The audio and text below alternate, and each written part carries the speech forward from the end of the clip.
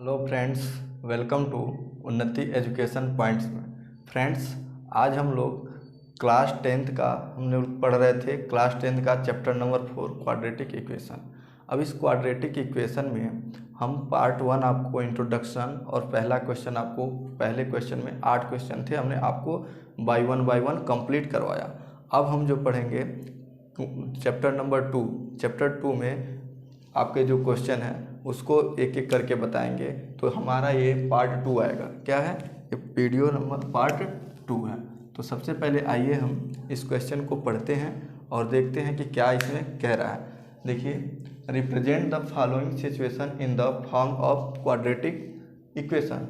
यानी हमें जो द्विघात, ये जो हमारा सिचुएशन है, ये जो न्यूमेरिक है, इसे हमें किस में बताना है? क्वाड्रेटिक इक्वेशन के रूप में हमें केवल दर्शाना है। तो आइए हम एक एक करके पढ़ते हैं। पहले क्वेश्चन को, क्वेश्चन की लैंग्वेज को पढ़ते हैं और समझते हैं, फिर उसके बाद इसको हम सॉल्व करते हैं और केवल हमें इक्वेशन ही इसमें फाइंड करना है। देखिए क्या कह रहा है।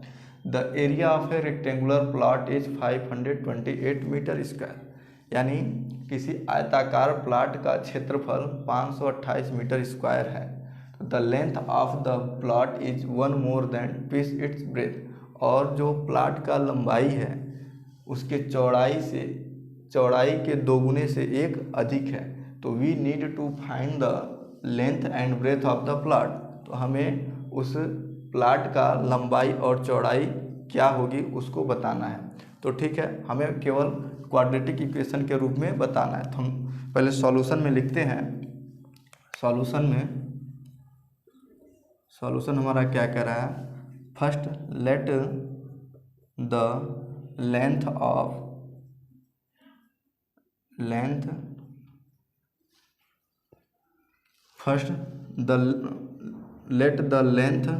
ऑफ रेक्टेंगुलर प्लॉट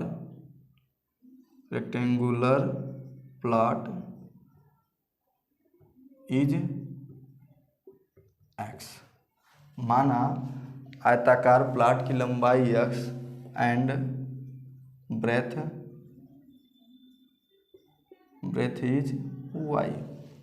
आपको इसका पता चल गया, लेंथ एंड ब्रेथ।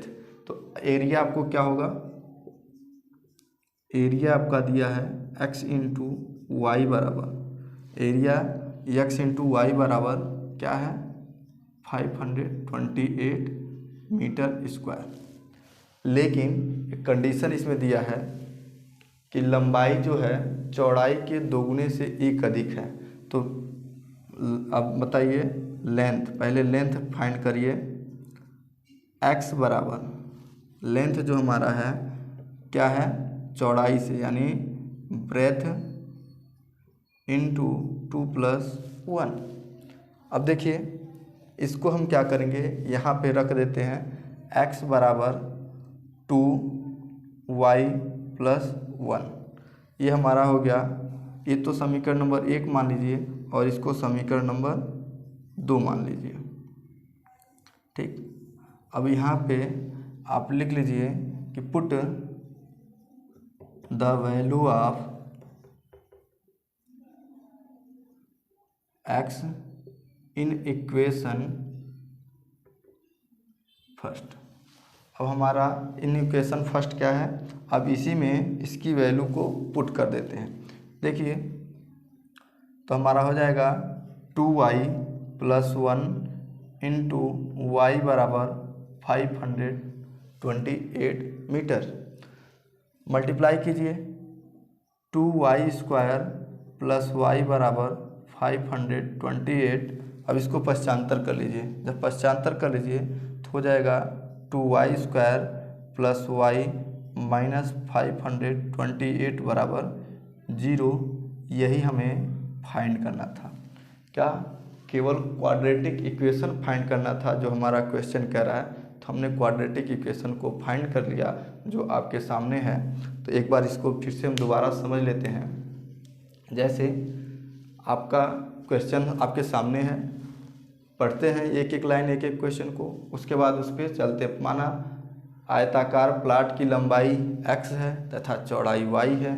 फिर हमने एरिया निकाला तो x प्लस वाई बराबर, एरिया जो है x इंटू वाई बराबर 528 मीटर। चूँकि आयत का क्षेत्रफल होता है लंबाई गुणे चौड़ाई, तो हमने यहाँ से लंबाई गुणे चौड़ाई रख लिया। फिर क्या देखा कि कंडीशन दिया है कि लंबाई जो है चौड़ाई के दोगुने से 1 अधिक है, तो हमने उस कंडीशन को यहाँ अप्लाई किया और फिर इसी को उठा करके इसमें रख दिया एरिया में। जब एरिया में रखे तो हमारा इक्वेशन बन गया। यही हमारा सॉल्यूशन होगा जो हमें फाइंड करना था। तो अब हम इसके बाद चलते हैं सेकंड क्वेश्चन की तरफ, ठीक है। अब देखिए सेकंड क्वेश्चन कह रहा है the product of two conjugative integers positive integers is 360। We need to find the integers, यानी दो क्रमागत धनात्मक संख्याओं का गुणा जो क्या है 306 है, गुणज 306 है। तो we need to find the integers, हमें उसके इंटीजर्स को फाइंड करना है। तो सबसे पहले अगर मान लीजिए हम 1 2 3 4 5 अगर इस तरह का कोई नंबर आता है तो हम क्या करते हैं, 1 + 1 किए 2 आया, 2 + 1 किए 3 आया, 3 + 1 किए 4 आ गया। तो हमारा एक कॉन्जुगेटिव नंबर यानी एक एक करके बढ़ता हुआ चला जाता है, ठीक है। लेकिन हम क्या करते हैं, मानते हैं इसका जो कॉन्जुगेटिव नंबर उसी तरह से अगर x पहला हुआ तो दूसरा x + 1 होगा, तीसरा x + 2 होगा, x + 3 हो गया। इस तरह के जब भी कॉन्जुगेटिव नंबर यानी क्रमागत संख्याएं आए तो हमारा एक एक करके बढ़ता हुआ जाएगा जो हमारा कॉन्जुगेटिव नंबर आता है। तो हम क्या कर लेंगे, let the conjugative number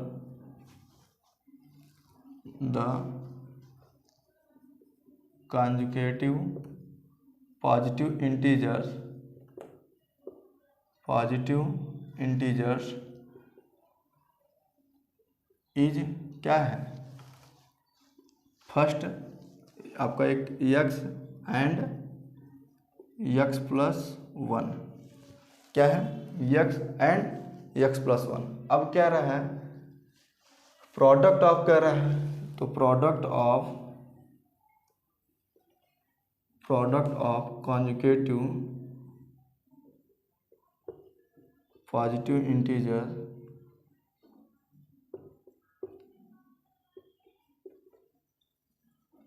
integers is क्या है 306। तो हम इसका प्रोडक्ट फाइंड कर लेते हैं। तो x + 1 बराबर 306 ये हो गया। और इसको मल्टीप्लाई कर देते हैं, x² प्लस x बराबर 306 x² प्लस x माइनस 306 बराबर 0। ये हमारा जो फाइंड हो गया, यही हमारा इक्वेशन फाइंड हुआ क्या। और इस चैप्टर में मतलब इस क्वेश्चन में हमें केवल इक्वेशन ही फाइंड करना होता है। तो आप लिख लीजिए hence the quadratic this is the quadratic equation, this is a quadratic equation of given problem.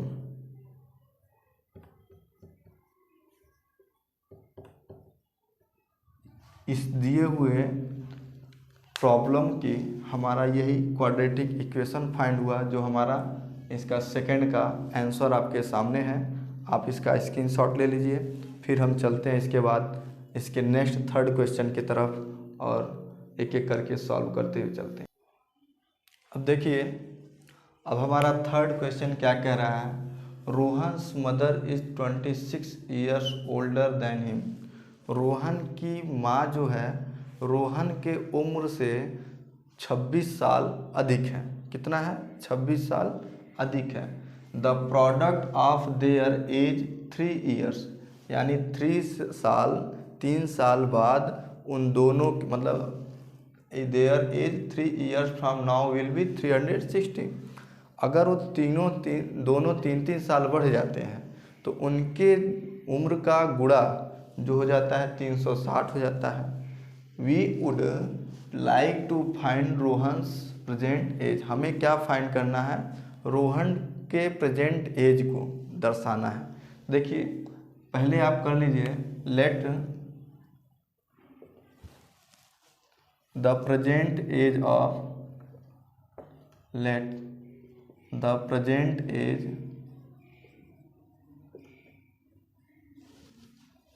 Is of Rohan's Rohan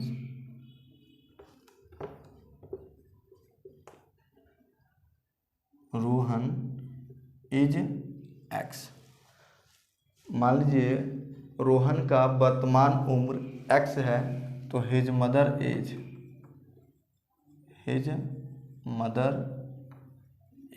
is x plus 6, कितना हो जाएगा, उसके माँ का उम्र जो है एक्स प्लस 26 हो जाएगा। क्यों? क्योंकि 26 साल अधिक है, ओल्डर है। तो आफ्टर 3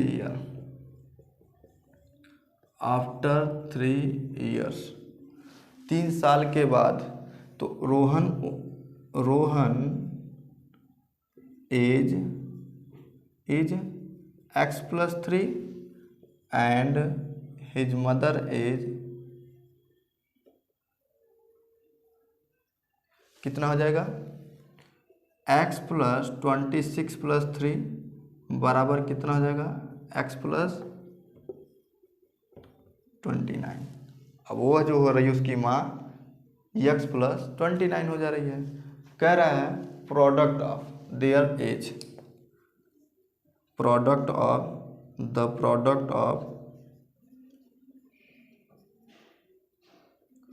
देयर एज इज कितना हो जा रहा है, 360।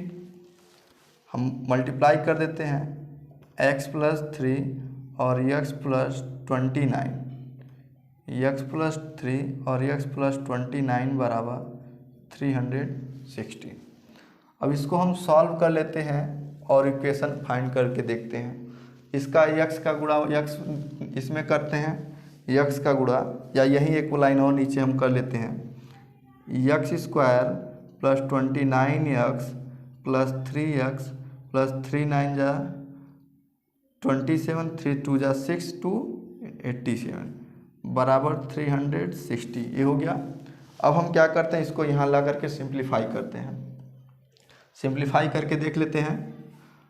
देखिए एक्स स्क्वायर प्लस 29 और 3 32 हो जाएगा, 32x प्लस 87 माइनस 360 बराबर 0। अब हम x स्क्वायर प्लस 32x अब घटा देंगे तो 3 आ जाएगा, और यहाँ बचा 5 में से 8 जाएगा, यहाँ बचा हमारा 5, तो 15 में से 8 जाएगा तो कितना आ जाएगा, 7 हो जाएगा, 273 बराबर 0। अब यही हमारा जो इक्वेशन फाइंड होगा तो यही लिख लेंगे, दिस इज द रिक्वायर्ड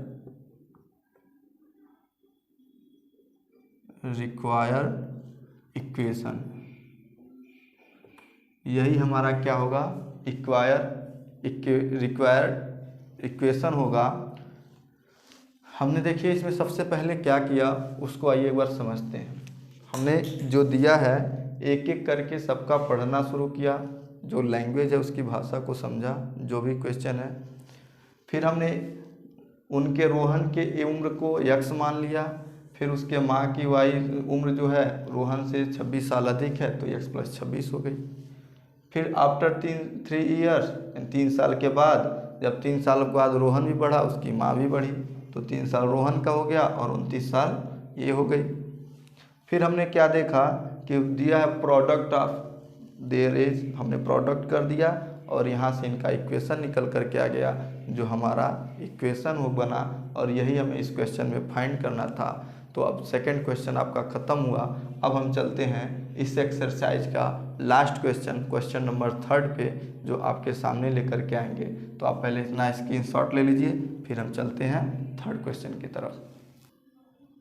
अब चलते हैं इस चैप्टर के मतलब लास्ट क्वेश्चन पे, 4.1 के लास्ट क्वेश्चन 3rd पे चलते हैं।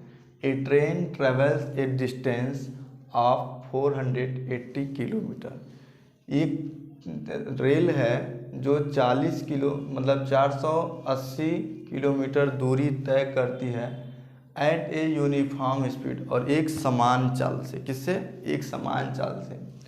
If the speed had been 8 kilometre per hour less, यदि उसकी जो चाल है 8 किलोमीटर प्रति घंटा अगर वो अपनी चाल में बदलाव कर देती है यानी कम कर देती है, तो less than it would have taken 3 hours more to cover the same distance.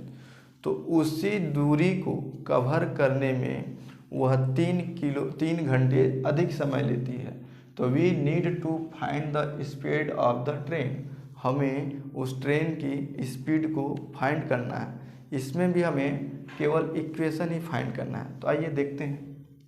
सबसे पहले सॉल्यूशन में हम लिख लेंगे let the uniform speed of train is x. हमने क्या माना कि यूनिफॉर्म स्पीड जो है ट्रेन की यक्स है। अच्छा, आपने एक पढ़ा था स्पीड बराबर डिस्टेंस अपॉन टाइम, ये हम पढ़े थे, स्पीड बराबर डिस्टेंस अपॉन टाइम। तो अब बताइए, अगर हमारा स्पीड जो है x निकल गया, डिस्टेंस हमारा दिया है, तो टाइम हम निकालने के लिए नहीं निकालेंगे यहाँ से, तो वहाँ से निकालते हैं। तो अब आपका स्पीड बराबर क्या होता है? डिस्टेंस अपॉन टाइम, हमने उसी को लिख दिया। अब हमको यहाँ से पहले टाइम निकालेंगे, तो t बराबर d/s, चूँकि स्पीड हमारा s है। अब इसी में पुट कर देते हैं, टाइम बराबर 480/x। ये हो गया हमारा, किस में आएगा? आपका हावर में आएगा। अब क्या हो रहा है, फिर देखिए, अब जो भी निकालेंगे, ये तो हमारा केस फर्स्ट हुआ, केस सेकंड निकालते हैं। केस सेकंड क्या कह रहा है? जब वह अपनी चाल में 8 किलोमीटर प्रति घंटा कम कर दे रहा है, तो स्पीड क्या होगा? x-8। जब हमारा स्पीड x-8 हो गया, तो टाइम कितना ले रहा है? जो टाइम हो रहा है हमारा, जब इतना लग रहा था, तो इससे 3 घंटा और अधिक लेगा। तब टाइम क्या होगा? टाइम बराबर 480x + 3, ये आपका हो गया। यहाँ से टाइम निकल गया, यहाँ से स्पीड निकल गया। तब अब हम इसको क्या करेंगे? अब हम जानते हैं कि अब हम स्पीड इंटू यानी डिस्टेंस बराबर, इसी को बदल दीजिए, स्पीड इंटू टाइम। अच्छा, अब स्पीड हमारा कितना निकला है? डिस्टेंस हमारा दिया है 480 और स्पीड हो गया x-8, और टाइम हम यहाँ से निकाल लिए 480/x + 3। हम मल्टीप्लाई कर देते हैं, इसको सॉल्व कर लेंगे, वही जो हमारा इक्वेशन निकलेगा वही हमारा क्या होगा? उसका इक्वेशन फाइंड हो जाए। तो देखिए, सबसे पहले हम क्या करते हैं, 480 बराबर x-8, इसका मल्टीप्लाई यहाँ कर देंगे। कहाँ पे कर देंगे इसका मल्टीप्लाई? ऊपर कर देंगे, और 480 + 3x/x, ये निकल गया। इसका एक बार क्रॉस मल्टीप्लिकेशन यहाँ हो जाएगा, चूँकि ये बट्टे में है, तो हम इसको मल्टीप्लिकेशन कर देते हैं। 480x बराबर, अब इसका इसमें मल्टीप्लाई करेंगे, तो 480x + 3x² माइनस 0 8 8 जा 64 और 8 4 जा कितना हो जाएगा 32 और 6 138। ठीक है, यानी 3840। एक बार मल्टीप्लाई करके देख लेते हैं। 8 0 8 8 जा 64 और 8 चौका 32 और 32 6 38। फिर यहाँ क्या हो जाएगा -24x। यहाँ था तो हमारा -24x हो गया। अब हम इसको आगे पीछे कर लेते हैं, देखते हैं। इसको उठा के उधर ले जाइए। 480x minus 3x square minus 3840 minus 24x और माइनस 480x बराबर 0। ये आपस में कैंसिल हो गया, बचा क्या। अब यहाँ देखिए ये प्लस के साथ था तो हमने प्लस लिख दिया। बचा क्या 3x square minus 24x minus 3840 बराबर 0। ये होगा। अब 3 को कॉमन ले लेते हैं तो बचेगा x square minus 8x minus 3 1 जा 3 3 2 जा 6 3 8 जा 24 और 0 बराबर 0। X square minus 8x minus 1280 बराबर क्या हो जाएगा आपका, ये हमारा 3 है बराबर 0। यही हमारा रिक्वायर्ड सॉल्यूशन मतलब रिक्वायर्ड इक्वेशन फाइंड हुआ। This is the